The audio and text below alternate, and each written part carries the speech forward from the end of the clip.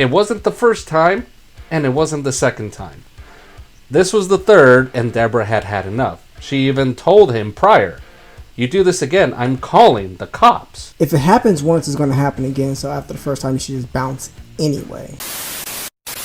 Hello, somebodies! Welcome to all you newbies, and for all you returners, hey, thank you for coming back on today's show.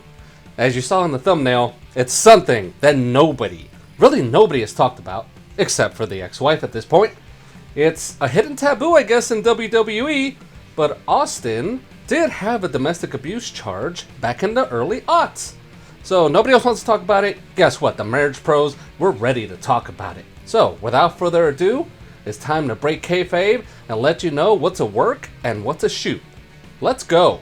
Even if you're not a wrestling fan, we all know who Stone Cold Steve Austin is. The way he acts, that's the way you would want to act towards your boss, the way he was treating Vince McMahon. So that was like my take for Stone Cold, and he actually became my favorite character of all the wrestlers. But let's get to the other party here. There was another person that was a beauty in her time, and I think still is. That's Deborah. Now, for all of you that don't know Deborah, here we go. Deborah is the one, the innovator of what we call the puppies. I mean, if you know, you know. And she was one of the, at least in my opinion, the top diva. At some point, when Deborah and Austin were there, they met up. Your first impressions of Steve Austin, how did you first run into him? I remember at a few shows he came up, introduced himself, and I thought he was sort of snobby. Right. So I was like, "Oh, nice to meet you," and then I was like, "I'm not going to talk to him because he's so full of himself." Blah blah blah, and then he just kept picking at me, and then it was like a year into me working there, and he was giving Kristen a hug, and I remember I walked by and I was like, "Oh, were you going to give me one too?" And he hugged me, and I don't know, it was we sparks a little. Isn't that weird? Right. A first impression, someone could be having a bad day or something like that, but when you're spending time with people, you actually get to know them and see who they really are. So I don't feel first impressions are extremely important. So you can interact with other superstars and they can get a sense of who's popular, who's cool, who's not cool, because they all know who likes who don't like who, as far as like we're buddy or we're not. So I don't believe the first impression thing is a big deal, just from personal experience. It's just funny because in this situation, it's Stone Cold. He's the top guy. I'm sure he was on the rise. But after a while, like Deborah said, after a year, started winning him over after that hug. I mean, who doesn't want to hug Deborah? I still want to hug her. 4 months in between the interactions that they had, then they got married. So, Jay and I have spoken about this. Taking care of transactions, meaning marriages, while you're in the honeymoon stage. Jay, is that ever a good idea to link two people together into matrimony? No, and then as you were speaking, I thought about how she said that when he was hugging Christians, you're like, "Are you going to give me one too?" But she just said prior to that, she doesn't want to hang out with him or never speak to him, stuff like that. When you're in that industry, you're possibly around each other a whole lot of time.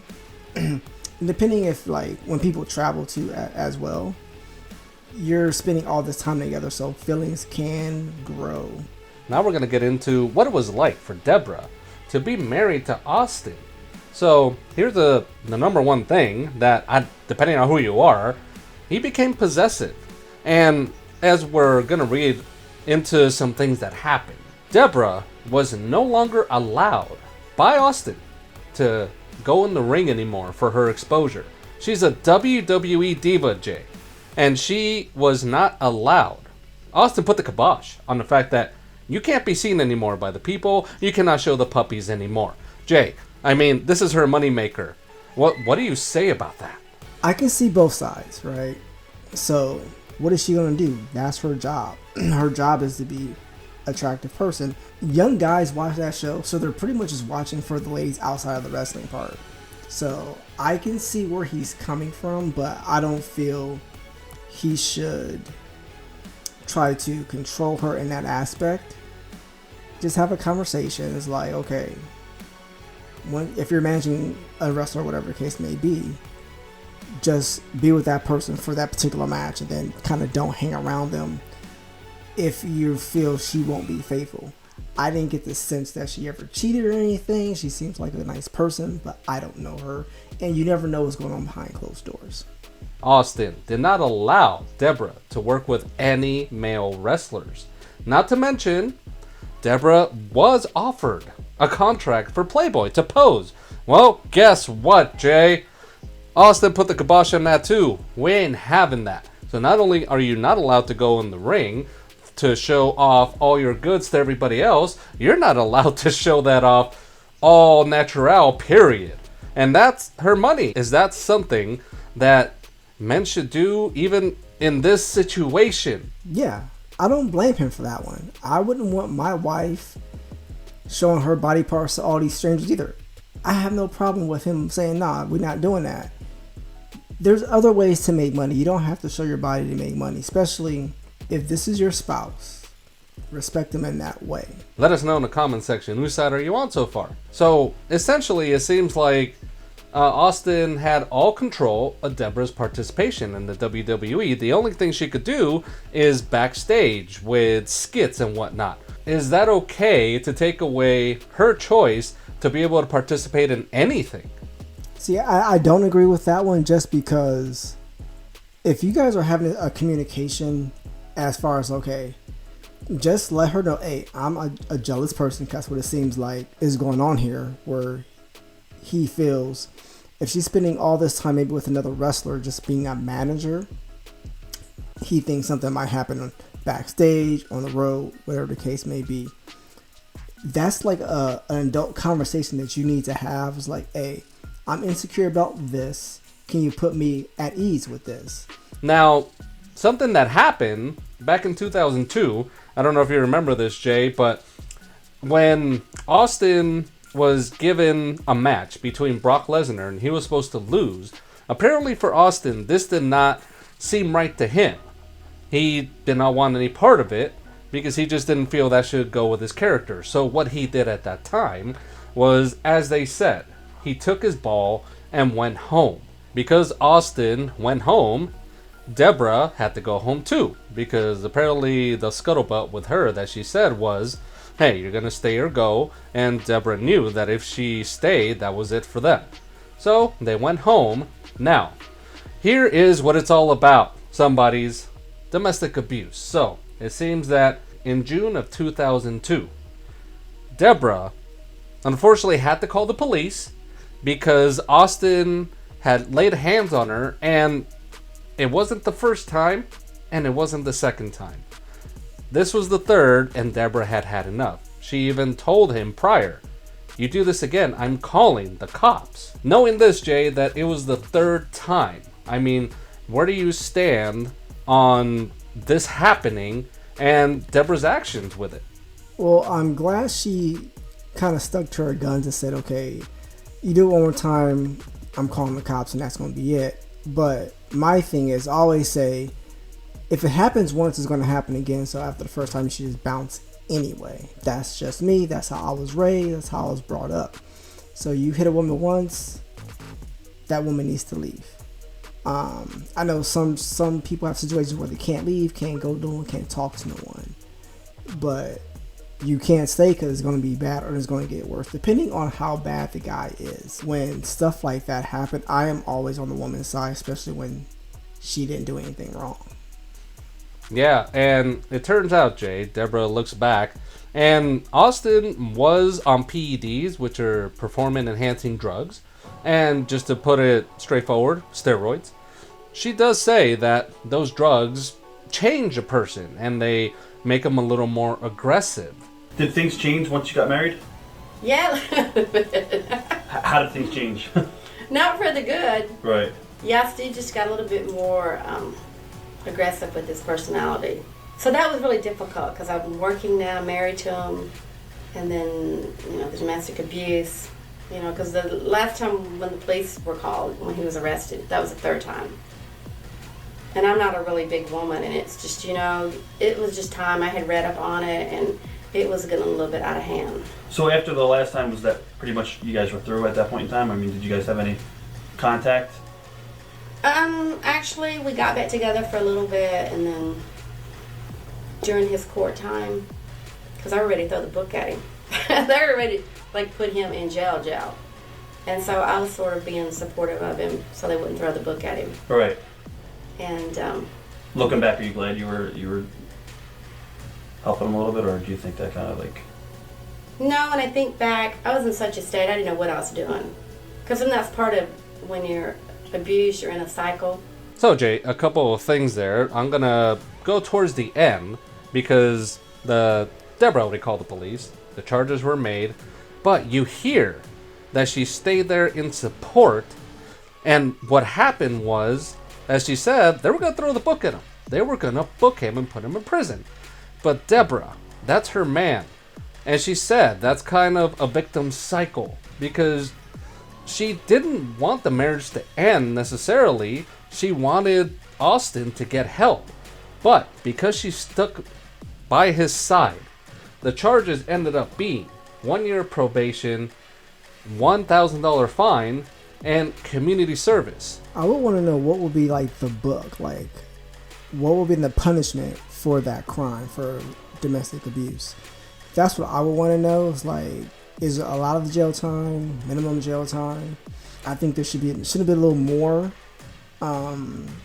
discipline as far as community service and all that kind of stuff. It should have been more than what it was. I would want to know the actual length, and if he's changed, fine, I'm cool with it. But if he's kind of continued that cycle, I don't know what his situation is now as far as if he's married or single or anything like that, or if he's abused other women since Deborah.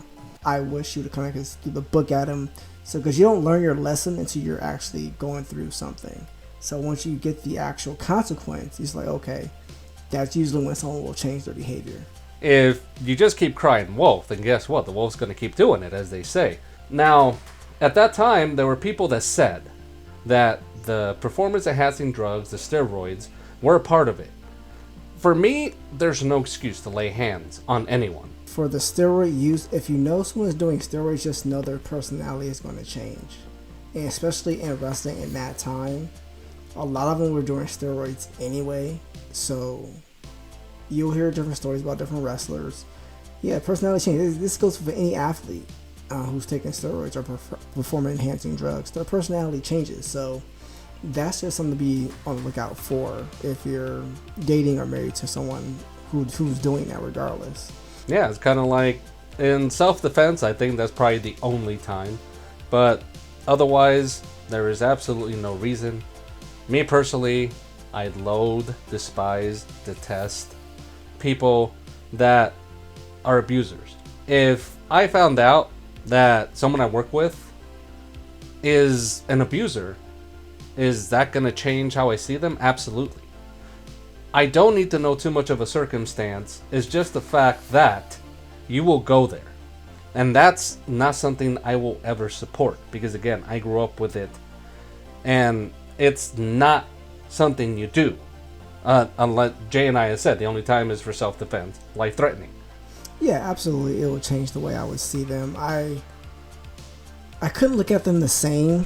Because even if I know there's a hint of something going on, how much worse is it behind closed doors? Because usually the people who are going through it, they're not going to say anything or say too much about something just because they're afraid that if so-and-so finds out that I said this, is going to be worse when we get home, type of thing. Now, there is an aftermath to all this. Was there ever a point, even after your divorce from Steve, that you felt like the door was open for you with WWE? Or do you feel like when you walked out that day it was... No, well, and then that happened, and then the assault happened, but then I knew that was the end of me, pretty much, when I called the police. And then, I was hoping even after the divorce and everything that, I came back and watched the show, and I was like, I'd love to come back if you would. And they're going, well, we'll think about it, but... Mm-hmm. But Steve, I know Steve would not want me there. One of the key things that I forgot to mention in the earlier segment is that Austin did get anger management assigned to him by the court, But from what Deborah said, it was a one-to-one counseling with a fan. So all they did was talk about wrestling. Now, Jay, I think you have some insight about this. That's not how it works. Yeah, see, I think they should have did more due diligence as finding a proper counselor. So if he came back to you and said, oh yeah, we didn't really talk about anything, I would automatically look for another counselor who's not even a wrestling fan. That's just the stupidest thing. I thought I read that wrong. I mean, that's just the stupidest thing I ever heard. That means that person's not a professional, a true professional.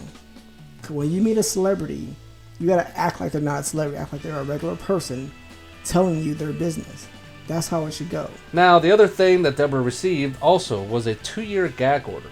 What that means is she's not allowed to talk about this at all to anyone. This was in the early years, Jay, 2002. Still, I guess, in the toddler stage of the internet, where news doesn't travel right away as it does now. I mean, shoot, at today's time, you can have a news story that popped out literally a minute ago, and in 10 minutes, something else supersedes that. That's how quick news is. This also feeds into the fact that Vince McMahon, it is public knowledge that he is very protective of his company. So, I feel that he had some kind of hand in being able to cover this up. What do you think about that, Jay? You think Vince had a hand in being able to kind of push this aside? I believe so, because at that point in time, Austin was one of their top guys. He was their moneymaker at that time, because it was between him and The Rock. So he's not going to mess up his cash cow for anything. But if that happened during this time, where news is 24/7 with the internet, oh no. If there was like enough pushback from the fans or anything like that, yeah, he probably would have been gone for a while, I feel. He probably paid off whoever he needed to pay off in order for him to be his top talent, still bring in a lot of money, and then kind of just have her hush. Now, here's what gets to me, Jay. It's just his life hasn't slowed down. He is still the icon. He is one of the legends of the WWE. So I just feel at this point that if the fans or anyone knows about this or knew about this, they probably aren't ready to accept it, or they just don't care that Austin has a dark side. We saw what happened to Michael Vick and dogfighting. His entire world crashed. But I hate to compare it from dogfighting to an actual person of abuse, and the dogs get more of a priority to ruin your life than a human being. Well, the first thing that came to mind, especially when you brought the Michael Vick thing, it's race, honestly.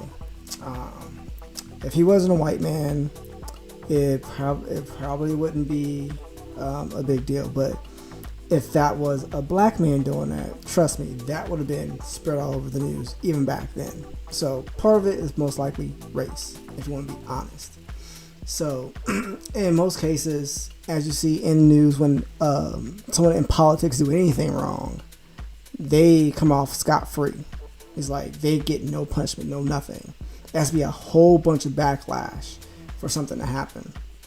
So yeah, mostly race, if you're asking me honestly. It's just race. If that person was not white, yeah, most likely be a different circumstance.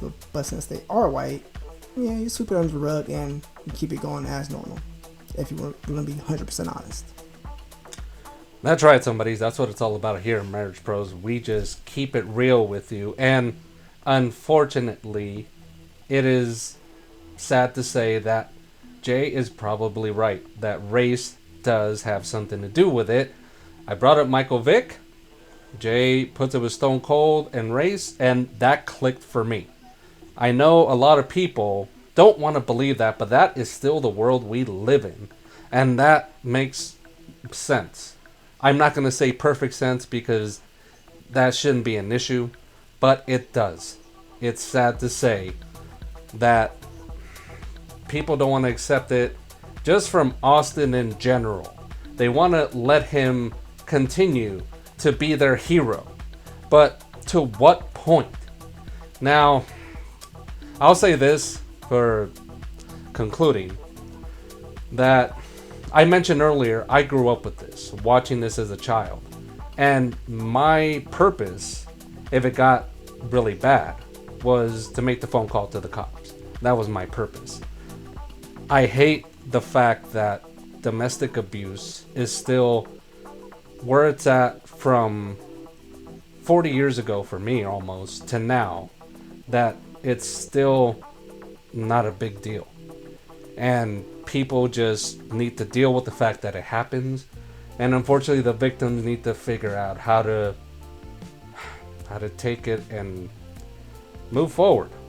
That's very sad to say, that we have not progressed with this situation. Well, as far as domestic abuse, it's never necessary, I feel. And this is what I truly believe. I really don't care what the situation is. If someone hits you once and they say they'll never do it again, they're lying. Because I've never seen someone who's been through the situation and they've been told they're never going to happen again, and then it never happens. So I've always said just leave after the first time, make a plan, do something, find someone who you can either stay with for a little bit so you get back on your feet. Hopefully you're not dependent on that person as well to make a living and help pay your bills and all that kind of stuff. But yeah, you got to do what's best for you and your mental health. Well, some buddies, thank you for making it to the end of the show. I know this was a rough one. It got serious at times, or most of the time, but it needed to be said. So since you made it all the way through, we will give you more of us for free if you give us more free likes and subscribes. It's always good, and what's better than something free? Nothing. And also, we have a comment section. Let us know what you think about what we've said. Do you agree? Do you disagree? Are you a mark, or you're all about, hey, I don't care who it is, this shouldn't happen? Please, by all means, let us know in the comments. We'd love to know. We want to read what you think. And as always, this is Jay. This is Mafuchi. We'll have another episode, but until then, we will see you next time. Later.